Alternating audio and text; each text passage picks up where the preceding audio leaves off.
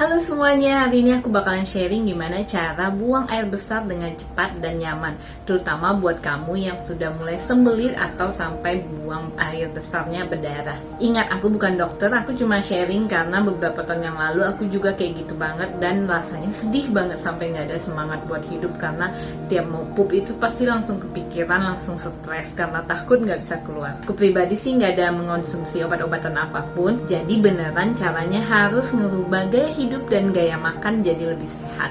Plus dengan pakai trik berikut ini. Pertama, harus pakai WC jongkok. Kalau ini memang nggak semua orang bisa, tapi aku pribadi harus banget jongkok karena udah kebiasaan dari kecil. Tapi di kosan aku itu sekarang pakainya WC duduk. Karena di kosanku dia pakai WC duduk, maka aku awalnya beli kursi kecil kayak gini. Lalu kita naikin kaki dan duduk kayak gini. Namun karena kurang tinggi, aku lebih suka pakai baskom. Nah, sesuaikan aja dengan tinggi badan dan tinggi kaki. Lalu tinggal dinaikin deh. Nah, posisi kayak gini udah mirip dengan jongkok. Sebelumnya baskomnya bisa diisi dulu dengan air agar bisa nahan berat kaki kita. Nah, setelah itu angkat kakinya barengan biar nggak jatuh gitu. Nah, itu dia pentingnya kalau aku pakai WC jongkok itu pasti selalu bisa pup. Tapi kalau giliran duduk itu sepertinya lubangnya langsung mengerucut gitu dan nggak bisa dilewatin. Eits, jangan lupa nggak boleh jongkok di toilet duduk ya. Kalau kebetulan apes banget nggak ada ember atau tong sampah atau apapun yang bisa dijadikan pijakan kaki, biasanya aku bakalan jongkok dulu di lantainya toilet. Nah, kira-kira udah mau beneran keluar pupnya baru aku balik duduk. Jadi beneran buat stimulasi, khususnya kalau ini tuh WC jongkok, jadi aku bisa pup. Tapi kadang cara ini juga gagal karena ternyata usus aku tuh nggak bisa dibohongin. Sebel. Tips berikutnya adalah jangan ngeden. Aku tahu sih kita tuh biasa diajarin kalau mau pup harus ngeden biar keluar. Padahal itu cara yang salah karena itu akan menekan jaringan bawah di usus, di dubur itu bakalan lebih turun. Sehingga malah menyebabkan lebih cepat wasir atau kalau sudah ada benjolan itu malah makin bengkak. Jadi untuk menstimulasi pupnya lebih cepat keluar biasanya aku tarik napas dalam-dalam lalu hembuskan. Tarik lagi, hembuskan.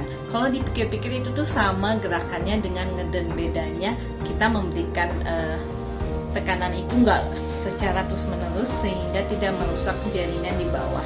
Aku juga ngerasanya malah lebih enjoy, tidak sakit dan kotorannya juga lebih cepat keluar aja. Pokoknya dirasain aja perannya kalau misalnya kita tarik nafas, hembuskan itu sama kok dengan caranya ngeden. Tips ketiga tentu saja selalu makan buah-buahan dan sayur-sayuran yang hijau. Kalau sayuran favorit aku bayam, dibikin sop bening aja pakai wortel dan atau jagung, itu udah enak banget. Kenapa aku suka banget bayam? Karena dia mengandung banyak zat besi. Biasanya tuh kan kalau dulu aku wasir itu banyak berdarah keluar. Nah, bayam ini bagus banget untuk menggantikan darah yang sudah keluar itu, jadi kita nggak lemes ataupun anemia. Kalau buah, aku sukanya pepaya, buah naga atau mangga, itu beneran efektif banget untuk melancarin dan mempercepat buang air besar. Tapi ingat, jangan hanya makan buah dan sayur, tetap makan daging tapi dipilihnya yang seafood aja kalau bisa, ikan-ikan dan ayam. Kurangin deh daging-daging yang berkaki 4 kayak kambing, sapi gitu-gitu. Jangan lupa makannya tetap teratur, walaupun aku tahu sih kadang kalau sudah sampai sembelit parah itu malah jadinya nggak nafsu makan. Tapi kita tetap harus makan karena kalau enggak nanti malah lebih lama lagi keluar pupnya.